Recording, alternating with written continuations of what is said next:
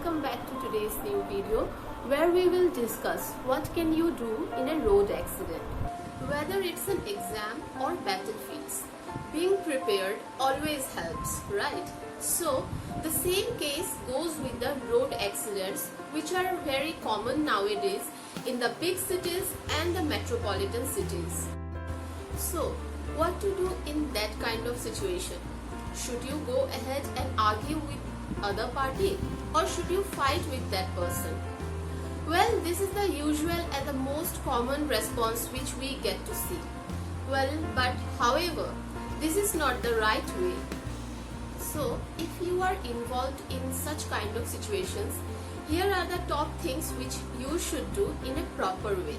The first thing which you should do, please don't panic. We understand that road accidents are one of the most disoriented things, but this is not the way. Due to the shock, most people used to get panic. So in that kind of situations, try to keep yourself calm and composed and try to follow the standard guidelines. Check for the injuries. Well, try to check for the injuries. Try to check any kind of cuts or bruises if that person is having. If you or someone who is not feeling well, then try to call the ambulance as soon as possible.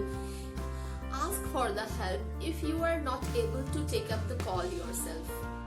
Another thing which you should do in that kind of situation is inform the police as soon as possible. Just dial 100 number and inform the police and ask for any kind of assistance which can be applicable to that kind of situations.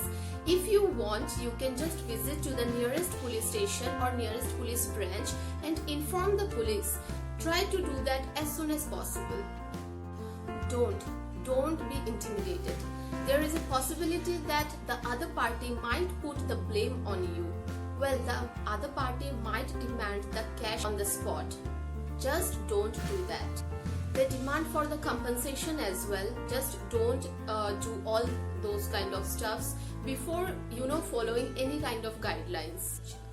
Don't give in to such kind of demands.